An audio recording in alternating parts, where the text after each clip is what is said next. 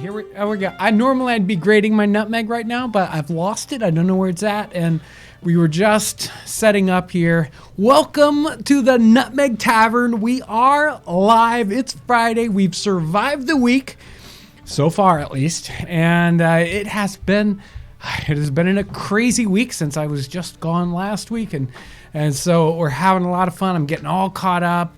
Okay, I'm not caught up at all, but we're really trying to get caught up here. I am John Townsend, and I welcome you to the Nutmeg Tavern. I've got some guys behind the scene. Let's see. There's Ryan back there. He's preparing the drink for today. On the console, behind the camera, Aaron's there, making it all happen right up to the last second. There's Kyle. He's in the question seat, just Hello. like 10 seconds ago. Windows was trying to do an update, and it's like, software. You might have to bring your questions back. Yeah, so you might have to bring your questions back, whatever, so we can catch up with that. But we have so much great stuff to bring to you today. Lots of news, lots of content. I especially want to thank everyone for it. I've been in the comments this week on the videos a lot, and there's such great comments, a lot of comments. Thank you so much for being in the comment section and being so active with the channel. I love it. It really helps us know what we want to do and continue to make videos in the future. And we're really kind of breaking new ground with the stuff this week. Had a lot of fun with it. So thank you so much for all your response to that and all that good stuff. So What do we have something up front here that we need to talk about, Ryan? We can talk about the drink. We need to talk about the drink. We're gonna have coffee today. We're going to have coffee. We're going to talk about the whole thing, right? Let's just talk about having nutmeg and coffee and how wonderful that sounds. So obviously, normally, right, I would have my drink here, but somebody hasn't prepared it yet because it's part what? I'm trying to remember where I sat that. My nutmeg. Yeah, I've got where's it. your nutmeg? Oh, see, he's got it back there on okay. purpose. I need it. So we've actually been working closely with Dave Taylor here this week. When I got back from vacation, I was thinking about Nutmeg Tavern stuff. I'm on my way home, driving home from Maine. 20 hours on the road. A lot of stuff to think about. And one of the topics that kind of popped into my head because we stopped at the Boston Tea Party Shipping Museum, I was thinking about drinks and beverages and coffee was one of those things. I thought, what would be really neat? We would have a special Nutmeg Tavern coffee that had nutmeg in it, right? And so we were talking to Dave this week about that, and we're working on a Nutmeg Tavern specialty coffee. Ryan's going to be experimenting with that. He's making up some special blend coffee that we were talking to Dave about what kind of coffee flavors would go best with nutmeg and how we would do that. Anyway, that's what we're trying out today. Nutmeg Tavern coffee. They said you need a nutmeg intervention. No. I don't know what you're talking about. Obviously, anybody who would type that would not have enough. They haven't experienced the nutmeg experience, which is sort of like living in the 18th century. So let me tell you, it's fun. It's good. What you got? There it is. There's our mug. And this is properly adulterated with... I'm going to let you decide. You didn't put any sweetener in this, did you? I don't know. I'll look for it. See, I don't think it's that. I drink my coffee unadulterated. It's going to be so good that it won't even need that. Let me... Right there. I This packet's put- right there. In here? Yeah. I put quite a bit of nutmeg in there. No. By the blue tea pot. Oh, I've got... Stay right I've got- back. I've got actual, sugar here. Sugar.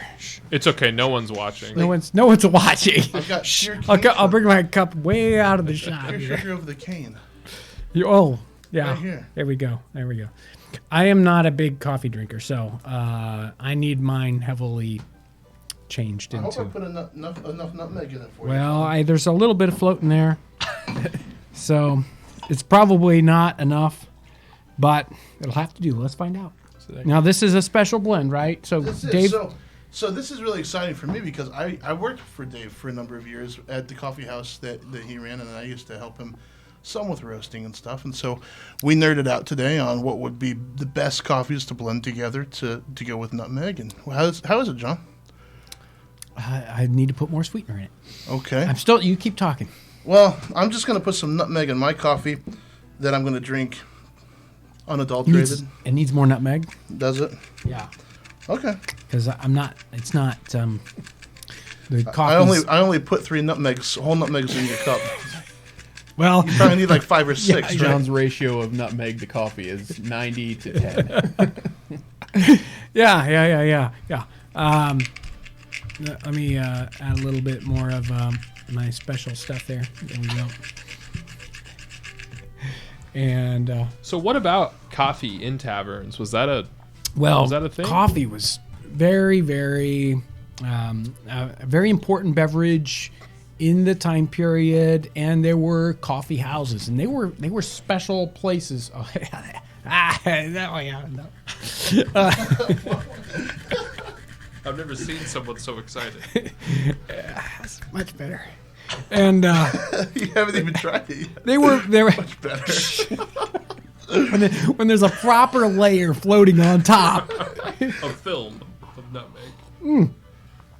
So much better. It smells so good. Oh, it does. It does. I mean, you get that. I mean, I love the smell of coffee. You know? But when you bring the smell of coffee and the smell of nutmeg together, I'm loving it. there you go. It's wonderful. I am too. Hey, I man, could hit me use up. more nutmeg. So, Taverns and coffee. Taverns and coffee. They were actually special coffee houses, and that really you see that coming to the fore in England. And coffee houses were a special place where politics and religion and philosophy gets discussed. I mean, it really is a hub of intellectual activity. You can imagine all this coffee being served, and all these people, their intellects are being sparked and piqued, and they get together and have discourse. That's what coffee houses were about in the 18th century. And some of that happens in America. You don't necessarily hear as many coffee houses being talked about as were in England, but the same kinds of things were happening. And actually today we'll spend some time talking about taverns because it's always a great topic and a lot of interest in that. And I've got some great readings. You probably, if you saw Wednesday's video where I talked about poor people, out of that same book there's another journal about traveling. And this person travels and he stays in a lot of inns, taverns, ordinaries, all the kind of same name for places, all up and down the East Coast. He has a lot of different experiences, and I'll read some of those experiences out today. He does a great job of describing that. But coffee houses. Yeah, really important thing. Coffee was an important thing, especially as we go later into the 18th century. So 1750, 1760, 1770, and especially after the Tea Party and that we don't want tea anymore thing going on. During the Revolution, coffee really comes into the fore in North America. Yeah. Anything else? No, I was actually going to say, why don't you just go on into some of those tavern stories? Yeah, let's. We got a lot of ground to cover, so we have a lot of stuff to cover today. So you go ahead and run some questions by Kyle, although we probably won't be able to take as many as we normally do. The readings today are going to be coming out of this book. This is the same book I referenced in Wednesday's video. This is Penguin Classics Colonial American Travel Narratives. This has got narratives by Mary Rowlandson, Sarah Kemble Knight, William Byrd II, and all these come out of Dr. Alexander Hamilton. Now I say Alexander Hamilton, you're thinking, this is a different guy. Okay, this is earlier. Dr. Alexander Hamilton was a doctor. He grew up in England. He moves to North America in the early 18th century. He's ill. I mean, doctor, heal thyself, right? He wasn't able to cure himself of a consumption, probably tuberculosis. But he does some traveling for his health, which is very common in the 18th century. I think he's traveling 1744. he likes to write. And in fact, he's kind of famous for bringing into the fore sort of intellectual things later on, 1750s writings, clubs where gentlemen come together and talk about things. He's really excited about that kind of stuff. He's writing about his journeys, and he's taking some ideas from, I think, Henry Fielding and some other guys about writing about his journeys. So he's traveling up the East Coast, and I'm not sure if I'd like this guy if I ran into him in real life, okay? But his readings are good, funny, interesting. Sometimes, anyway, I'll leave that for later. Friday, June 8th. I dined at a tavern with very mixed company, and I thought this one's very, very interesting. With very mixed company of different nations and religions.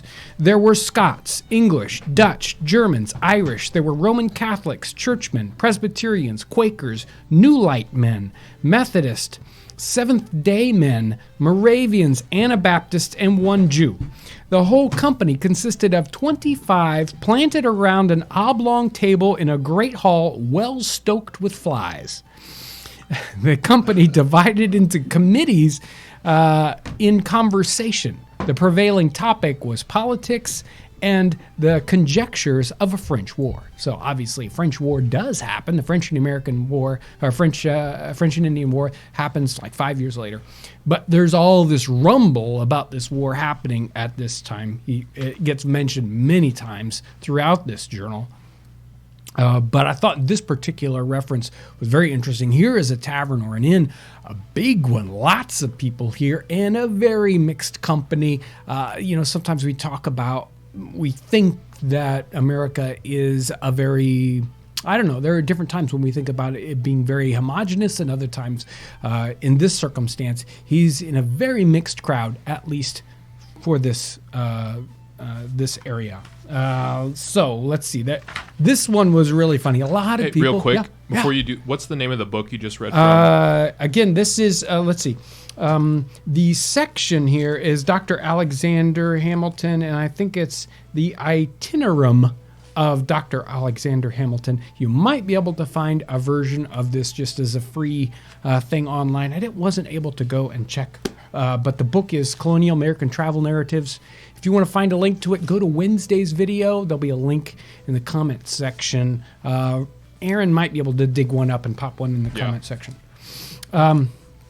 But a tremendous book, and all of these narratives are very, very illuminating toward what life is like in the 18th century in colonial America, which can be a little difficult to understand, get a clear picture. It's pretty easy to figure out what a clear picture of England is like in the 18th century, but not as easy for North America. There aren't things like paintings nearly as many, or items like that. This one is a really interesting section out of this book. Many people ask about lemons. In a lot of the recipes, we do have had lemons, and many people have asked about the questions about how did they have lemons in colonial America? Well, this kind of touches right here. This is Dedham. I think it's right around Boston. We parted from Robbins. I think that's somebody's house. We parted from Robbins a little after 3, and betwixt 5 and 6 arrived at Dedham, a village within 11 miles of Boston, where we rested a little and drank some punch. Lightfoot, this is the person he is traveling with. Lightfoot had a scolding bout here with one Betty, the landlady's daughter, for secreting one of our lemons, and was obliged to vent a deal of Billingsgate and swear a string of lusty oaths before he could recover it again. He told me that this place was the most sharping country ever I was in, and that this little piddling trick was only the beginning of it, and nothing to what I should experience if I stayed some weeks there. So we can extrapolate or get a lot out of this little piece here. Traveling, they're drinking punch. So punch, we had punch a couple of weeks ago, didn't we? Okay, so punch. Yeah, no? essentially. Yes? Maybe? Yes. Yeah, or maybe we have to try punch again. I think I made punch earlier in You did, and we had a cherry. The cherry bounce. Yeah. But punch is a drink generally with, spirits, highly watered down with citrus many times. And so in this case, he's coming to the inn or the tavern here, and they want to have punch, and he has to supply his own lemons for this punch. And obviously one of the people here decides to abscond or steal one of their lemons, and they knew exactly how many lemons they had brought with them, probably because they were not that easy to get, but they could get them, and they were probably fairly expensive. It made a difference that he had to go and get his lemon back. So really interesting piece there, and of course says something about what they thought about what happens to them when they go to that Boston area. I'm not even going to talk about Boston here. I'll just stop talking about Hey, what was that? When you did punch before, you read this reference of, I think, a boat in the punch bowl? Right? That was like Christmas time. That and was nuts. It was a reference to a giant party, and they had made punch in a fountain, and it had it was so big, the fountain was so big that it had a little tiny boat, and they had a child in there serving the punch. He would boat over to you and take a ladle and fill up your thing, but it had the kind of recipe for the punch in that reference. So yeah, we'd have to go back and find that one. Hey, do I have time to do a couple donations? Go ahead. I can come back to taverns. Sure, yeah. I got so much on. Okay, so from the top, this is from Nicole Marley. Nicole. Hey, Nicole. You were missing, and then you came back. Yeah, she, it's doing better. I believe she was in the hospital. Doing a lot better though. Sorry to hear about that. Glad to hear that you're doing better, Nicole. Yeah. $2. Well, 2 donations for $2, so $4 total. Thank you. Thank you very Nutmeg much. Daddy shirts 2018. We were talking about this shirt earlier today. Yeah. Yeah. I don't know how to... Fritha? Okay. $2, Nutmeg Daddy shirts 2018. Thank you, Fritha. Yep. $10 from Max or Cool. Thank you, Thank Max. you. Love the nutmeg coffee. We need nutmeg scented merch. We've talked about Bookmarks. this as well. Everything. No comment. $5 from Pat Throwback Bear. Thank you. Thank you. Yeah. $5. I'll take a single malt scotch with a black Cavendish straight up, please. Oh, man. Get on it. I'm with you there. Let's you and me have some drinks sometime. That sounds wonderful. Martha Stewart. I hope this is the real Martha Stewart. Yes. $1.99. Well, no, pounds. Okay. 1.99 pounds. She must be visiting Right. over in the UK. Nutmeg merch, please. It's coming. Yes, we almost had something this week, Yeah. but we had to put it off till next Now, week. for newcomers, there is on our website, there is a coffee mug that has a joke about nutmeg on it. So if you may not have seen that before, but it is on the website. Mm-hmm. Yeah. If you search nutmeg mug, you'll get it. Yep. $2 from James Daughtry. Can't wait to see you at Mrs. Sinawa. Ah, yes. Right on. Great event. And then $2.99 from Poison Pill Ball. Okay. Say right. I Thank you. love Poison Pill Ball. I love poison pill boy? I don't know. Love you. Thank you for the donation. Thank you very much. Thanks, everyone. All right. All right. Now, I know we want to do some tavern stuff. But I can. Let's come back to it because we've done a lot of cool stuff lately too that we need to talk about. Yeah. So Number one, log cabin video. Yeah. So I don't know if you guys saw Monday's video. And that was the start of the Building the Log Barn series. That started, was that Memorial Day weekend? Yes. That they 28th is started the that? date in it. Right. So First day. Memorial Day weekend, we went down to Limestone, Tennessee at David Crockett Birthplace State Historic Site in Tennessee. And we spent the entire weekend down there. Great bunch of guys. They fed us and everything else. And we shot a bunch of video for that. And then they finished the project several weeks later. And I went back down and shot some more video of that. So part one was Monday. I really want to say a special thanks to Jackie Fisher and Jim Wilson and Mike Long and all those guys, Keith Sayers, for working with us on that project, a lot of fun, and we enjoyed that so much. So make sure to check out. It'll probably be a couple weeks before the part 2 of that comes out. Yeah, I'm working on that one right now. Yeah, we got footage to go through. You can hear me putting the thumb screws on Aaron to get him working faster on that. We were definitely doing something new for them. I mean, like, right. when you get in the groove with people that you're used to working with, and then all of a sudden somebody's like, "Hey, can you do that again? Let me get that in the camera." Yeah. Well, let me focus. We were definitely cramping their style, but they didn't even show it. They were so gracious. Yeah, great. And again, that's another kind of project we've been working on. Not exactly like stuff that we've done before. So, we're kind of reaching out of our comfort zone in a couple of different ways. I really enjoyed working with them on that, and I love the output there. Aaron did a great job of putting together the mountain of footage into something that made sense. So thank you, Aaron, on that. And we're still not done. Yeah, and we're still not done. There's a lot of work to do. Rose says, "Don't rush Aaron. Never rush an artist." That's right. Anyway, hurry up, Aaron. Yeah. So that was a lot of. I really want to thank those guys for that, and Jamie. Speaking of Jamie. So Jamie's one of the guys.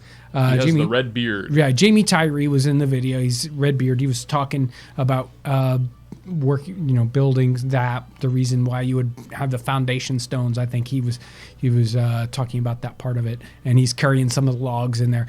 Jamie's going to be featured in Monday's upcoming video. Are we ready to play that clip, Aaron? Yeah. Let me say one thing about Jamie real quick. Jamie invited John and I into his home. Yes. And he let us. We toured his property. Yeah. He sent us home with gifts. I mean, he treated us so well. He went out of his way to make sure we were treated well. We really and Jamie's probably there hiding in the live stream watching. Hi, Jamie.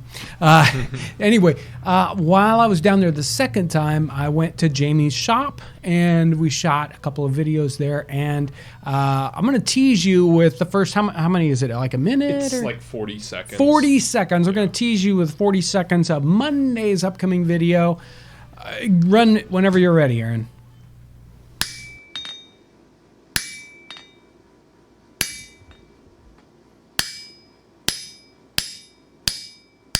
My full name, James Quint Tyree III, Jamie. Blacksmith for 30 plus years now, here in Limestone, Tennessee, born and raised. Most of my production work is door hardware, strap hinges, panels, thumb latches, kick plates, but also hearth cooking equipment. That's what I prefer to do. Restoration work or replication work more than anything else, copying the old work, existing pieces.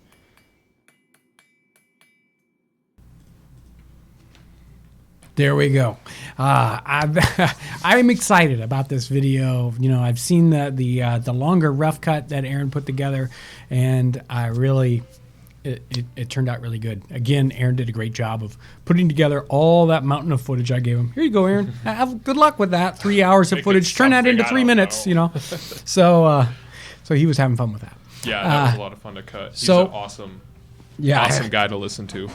So make sure to tune in on Monday afternoon, 5 o'clock Eastern time or so. That video will be up, and that'll be a lot of fun. And thank you, Jamie, for that.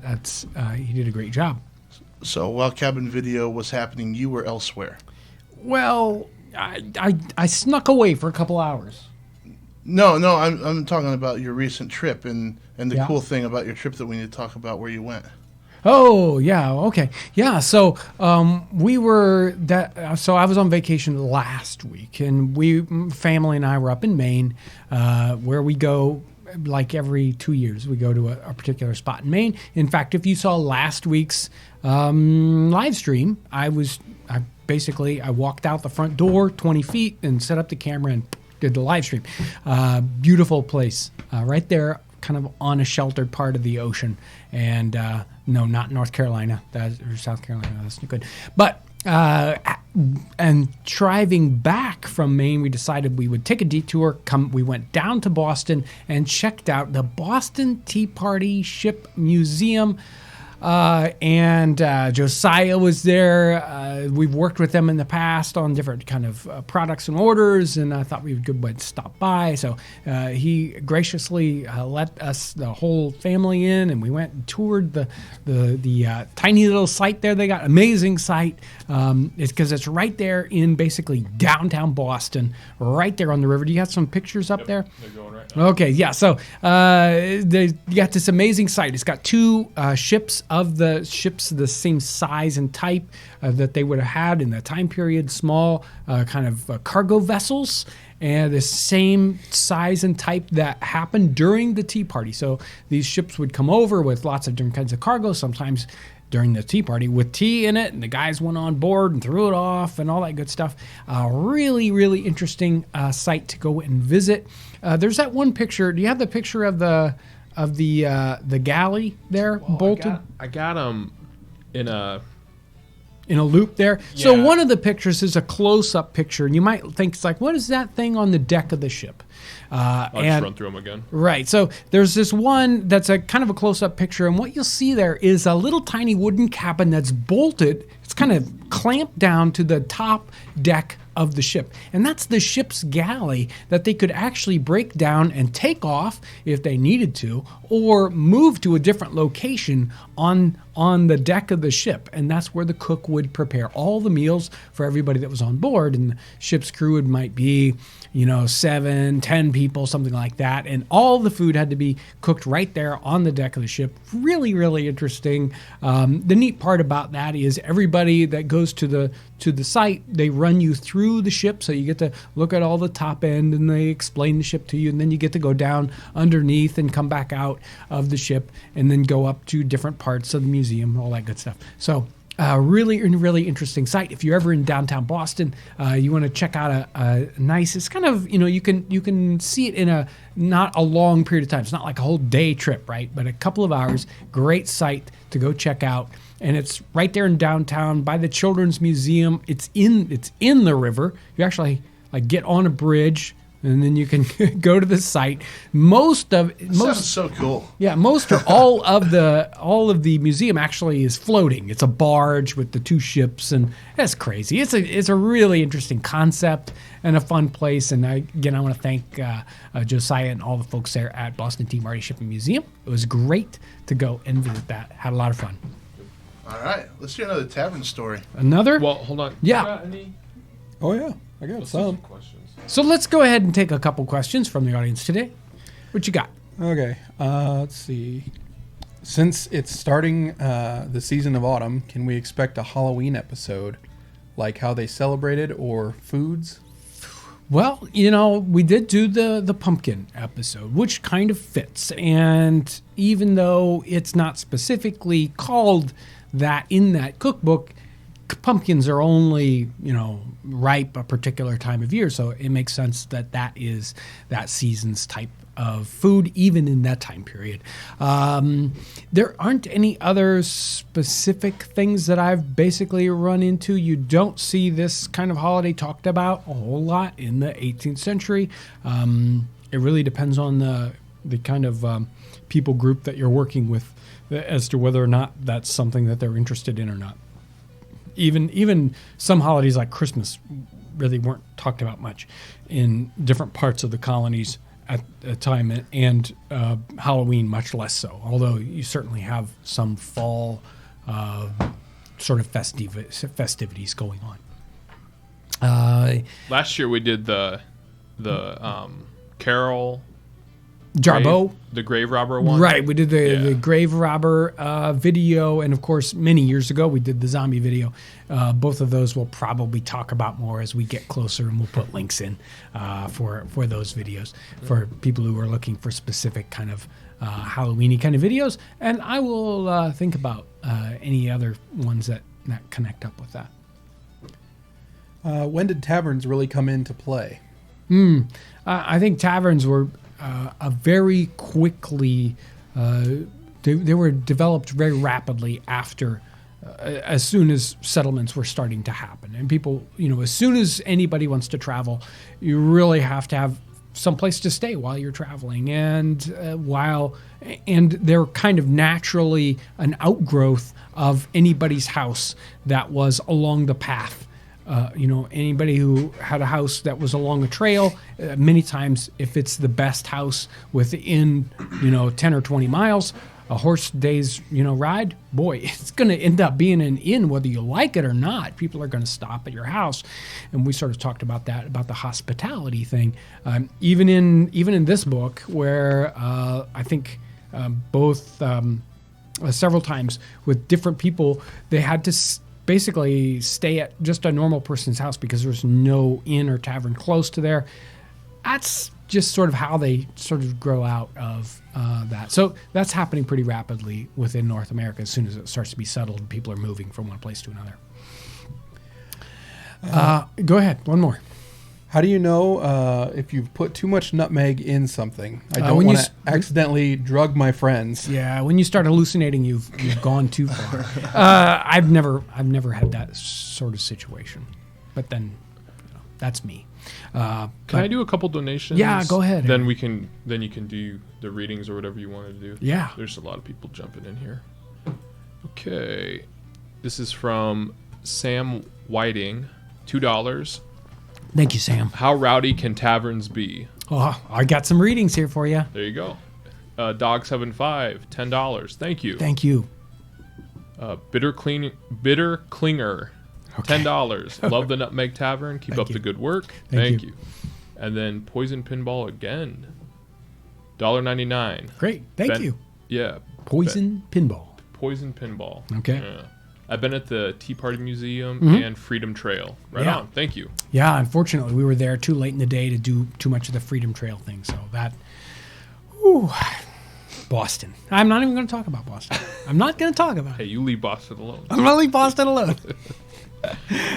Well, let me touch on some of that tavern stuff here. Here we go. More from Dr. Alexander Hamilton, not the one you're thinking of.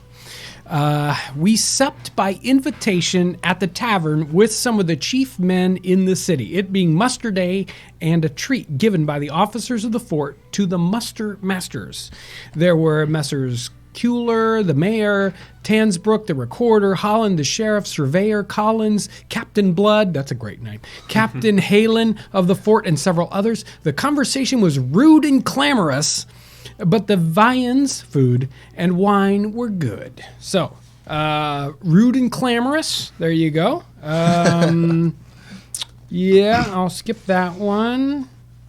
This guy. Okay. Rode out in the evening with Messrs. Peach and Hughes to one Gervais's, who kept a public house, doesn't sound savory, 4 miles out of town. This house is the rendezvous of many of the gentry of both sexes who make an evening promenade in the summertime. There was a great deal of company that came in chairs. The chairs kept carried by people, like a little, and on horseback. Saw there my friend Captain Noise. I'm not sure whether I think he just means it was noisy and clamorous. We drank punch and returned to town at 8 o'clock at night. Many a times he talks about, here he says, comical chat. And another time he talks about somebody being, having a lot of funny stories to tell. Let's see. Yeah, here we go. I returned to my lodgings at 8 o'clock, and the post being arrived, I found numerous company at Slater's reading the news. Their chit-chat and noise kept me awake 3 hours after I went to bed. So you can imagine it was rough and tumble in some of these places. A lot of people, a lot of rowdy, rude, and clamorous talk going on. Political discourse. He talks many times. He talks about religious talk happening. You can imagine how boisterous it was, and people having differing opinions, and they were willing to tell you about it. What do you got? Rude and clamorous. Yes, rude and clamorous. I think that you had some questions that you printed off. That I you'd like did to have go a over, couple of questions here that I thought were good. These are questions that came out of the videos this week. So the log barn video and then the downtrodden right, video. and some of these actually from even much earlier ones. Okay. Let's see. 1706 Billy. Where are you guys located, and do you guys live like this the whole time, or do this full time, or do you just reenact? I live like this all the time. Yeah. Well, don't we wish we live in the tavern here? No. Ryan lives upstairs. No. I sleep over there Yeah. actually sometimes. In front of the fire. If it's been a long, boisterous night. Rude and We are glamorous. Rude and clear. Yeah. we are located in northern Indiana, about 40 miles west of Fort Wayne, maybe 2 hours out of Chicago. And no, we don't live like this all the time. It might be interesting and fun, but then we wouldn't have the money to buy cool cameras and be online. So no, we can't live like this all the time, although we might want to at times. Let's see. Here's Bree Girl, and this is from an old ash cake video, and I thought it was interesting. It says, what do ash cakes taste like? A biscuit or a pancake? Oh, if only they tasted as good as a biscuit or a pancake. Ash cakes, just like a ship's biscuit, they're just made with flour and water. And so they, again, are just made to sustain you. They are not made to be tasty. A lot of people will, say in the comment section, well, you could add this or that to it. Well, they didn't have this or that to add to it. They just had a bag of flour and some water, and if they were fortunate, they would have some salt, and they would make their ash cakes. And it was just a way to sustain yourself. It was a way to survive. And so it doesn't taste any better than survival food. Like eating pemmican by itself, not so good, but it keeps you alive. And that's what they cared about. So was it somp cakes that were used with cornmeal? The Yeah. same idea? Yeah. Those are much better, Yeah. in my opinion. Yeah, definitely. You don't think so? No, yeah. Well, the swamp cakes that he made in that particular video that was done down at Connor Prairie in Noblesville, Indiana, I think he had... There was fruit in there. Yeah, there was fruit in there, so it had a little I'm bit just of... talking about, if you've got cornmeal rather than flour and Yeah. you do the basic thing, normally cornmeal tastes better. Cornmeal does have a little bit more flavor to it. Maybe if you had special flour, that was... Maybe if you toast it for... I don't know. Nutmeg I'm not flour. even, no, nutmeg flour. Look out. This channel just changed forever, folks. Do you have a cookbook for all the foods on this channel? That's Isael Gomez. Well, we use and have used. We've been doing cooking episodes for 5-6 years. I mean, this is our 10th year on YouTube. We didn't necessarily do cooking episodes in the first, but we have been for quite a while. We've used every conceivable cookbook from the 18th century that we've been able to get a hold of. Some of these cookbooks we do have on our website, like Amelia Simmons's American Cookery. Here's Ann Cook, who likes to say Hannah Glass is horrible. She's here. We've got the England's Newest Way. That's a great cookbook. So there's a bunch of different period cookbooks that we have available on our website. We don't have a specific one. I'm thinking about, putting together one that's, sort of a collection of ones that we've used in the past and putting them together. That would be fun, but it'd be a lot of work. When I can just say, check out page 346 of whatever. You can get 12 at a time with our calendar every year. Yeah, and we put them together in the calendar, and again this year we're going to have our calendar, and it'll have another 12 recipes in it based on episodes from this last year. So cookbook, yes and no, depending on how you look at it. Someone just said we should make our own cookbook. Really? Yeah. I would love to see a Townsends cookbook. Well, We would too. I would too if I... As long as it's rude and clamorous. Well, there you A go. rowdy book. It's a rowdy. Hey, can I do some cookbook. donations real quick? Yeah, go ahead. Thanks, everyone, for all the Yes. donations. This is awesome. We really appreciate it. $2 from 80s, totally awesome. Do a video on the legend of Sleepy Hollow. That is one of my favorite stories. That's great. Ever. Yeah, I think that's pretty mid to late 19th century, but... I thought it was more. I think it was Well, 1700s. It I was think written that in that time. it's set in the time period of the 18th century, right. or at least like when he goes to sleep, Irving right? wrote it. But it, of course it's written much later. Right.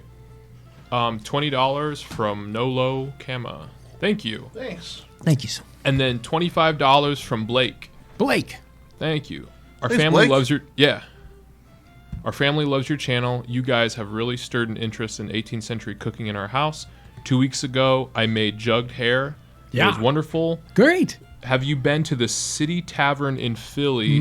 They only serve 18th century food. Thanks, everyone. I've heard a lot about City Yeah. Tavern, but I have not been able to. It sounds like a really cool place. Yeah. Inside of Philly, which sounds like maybe it's a cool place, but I've never been there. I've been in Philadelphia. It's fun, but I haven't had time to do that kind of exploring. So, yeah, sounds great. When you went to Philly, you just stopped for your beefsteak and headed on the way, right? Well, we stopped at that cool market that cheesesteak. they've got in downtown where it's really interesting. They had a booth there specialized in nothing but celery. Huh. What can I say? 1820 was Yeah, Sleepy Hollow. there we go. Okay. Okay. That's kind of it. Yeah, you know, that's in the time right period. there. That's Figure good. something out. Yeah. 18th century ghost stories. Yeah. Something like that. Yeah. Man. Okay. Go let's- ahead and with some more of those questions. It's okay. We got time. Okay.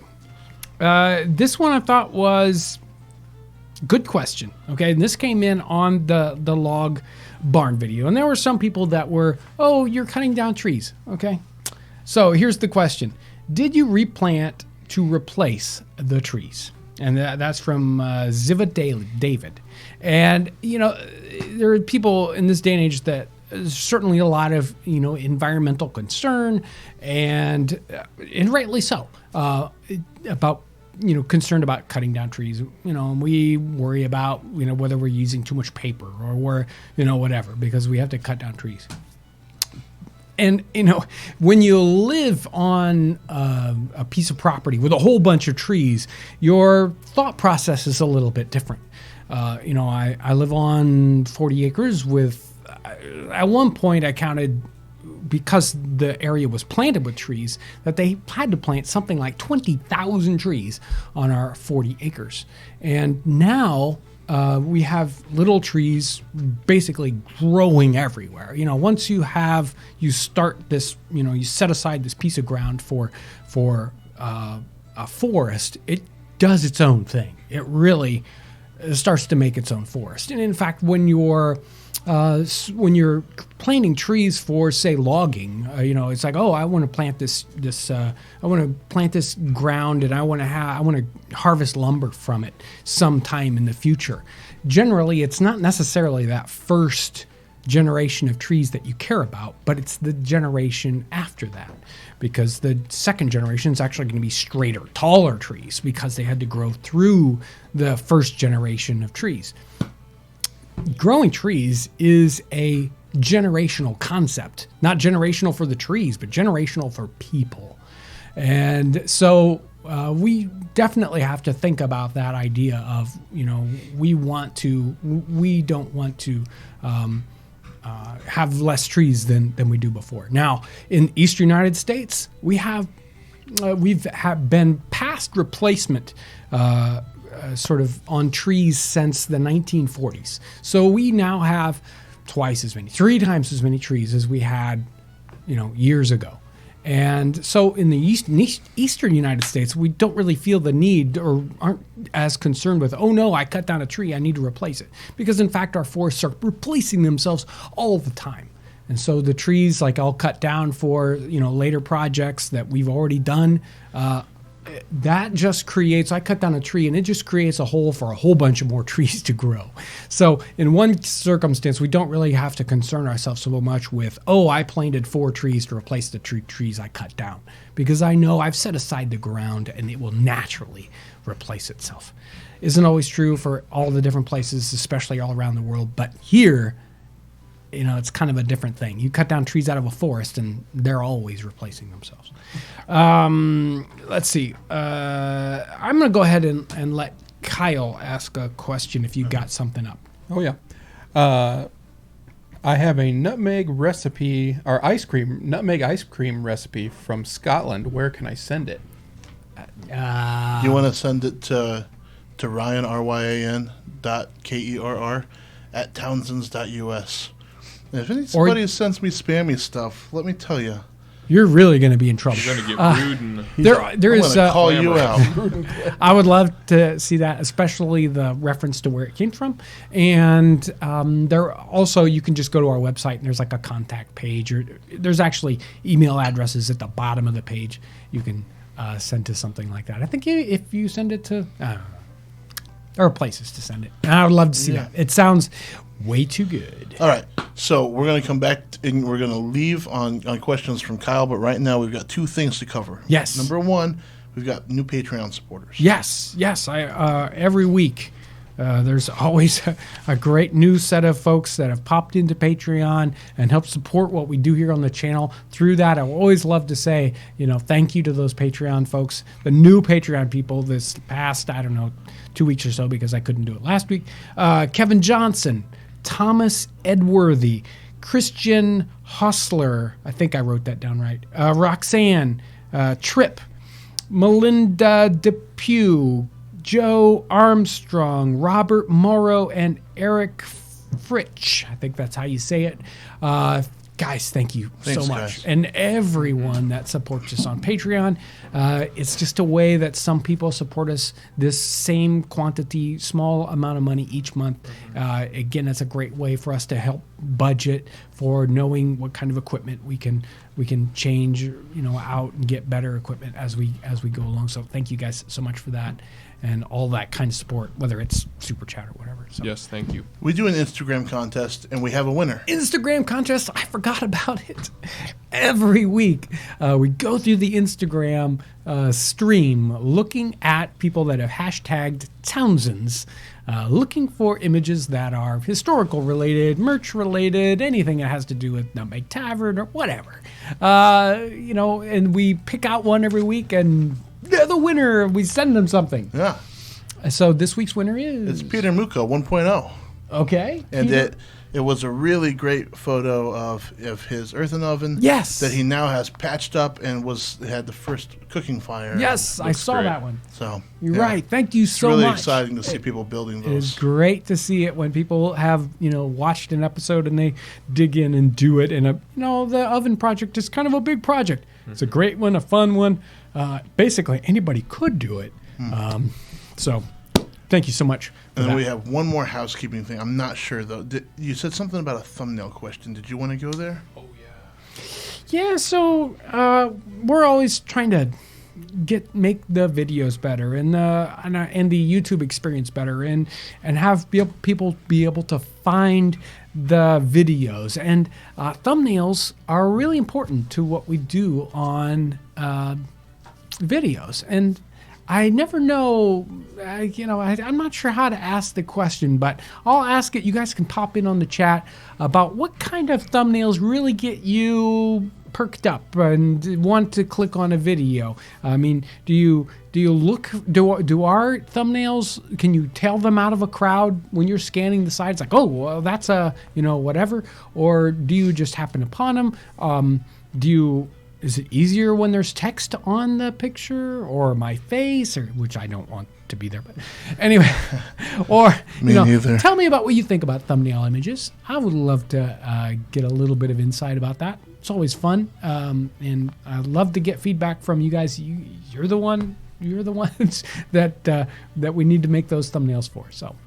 Awesome. If you guys can fill up the chat section with ideas on that, Kyle's going to keep asking questions till it's time to go. Woo! All right. Any notable hurricanes that affected the colonies in the 18th century? Phew. I don't think they obviously named storms the way we do.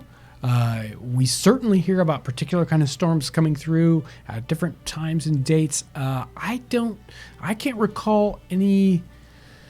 Undoubtedly the content is there.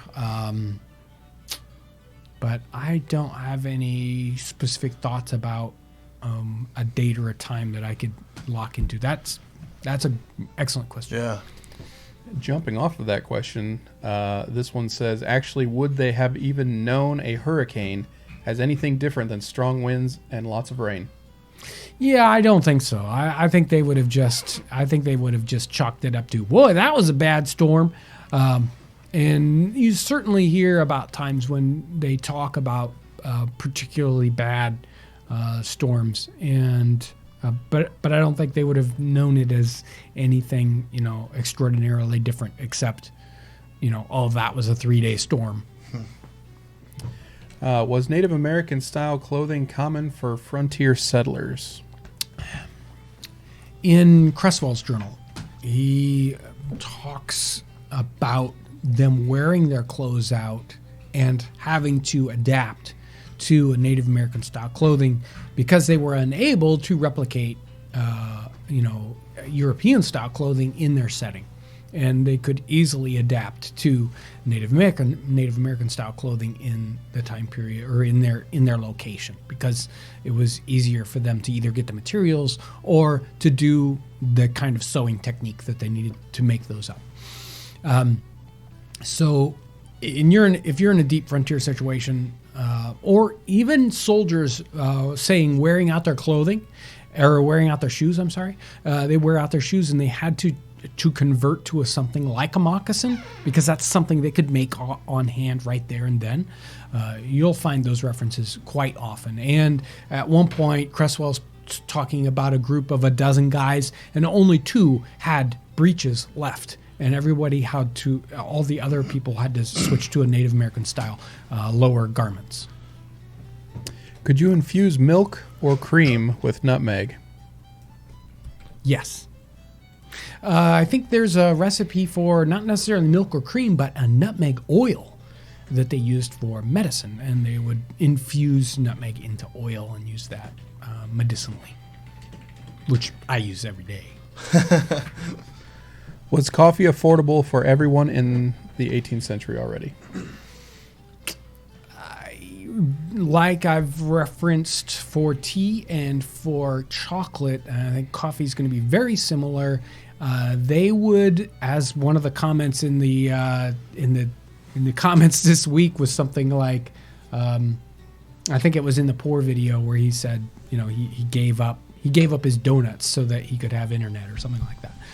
They would give up things so that they could afford their chocolate or their coffee or their tea because they thought those things were very important. It's like, well, I don't care if I'm going into debt as long as I have my Starbucks, right? Same kind of things happening in the 18th century. They're going to give up other things so that they can have their coffee or their chocolate. Where did we import coffee from in the 18th century? The vast majority of it is... sorry, don't have the answer for that. Yeah, if you look back on the Dave Taylor coffee episode, we covered quite a bit of that information. Yeah, although I think some of the time he's talking about African coffees, and I don't think they really come in until later. But he did talk about the island coffees as well. Right. So there's certainly some of that coffee things that's going on, say, in the West Indies and some other locations, but not right here, right this second. Let me get a couple donations real quick. Yeah. Before we start wrapping it up. $5 from Dina81. Thank you, Dina. Thank you. Found your channel recently and I love it. I'm Great. from New Jersey. Any chance you'll do any shows here due to the heavy revolution history? I'll do the other ones and then we can. Okay.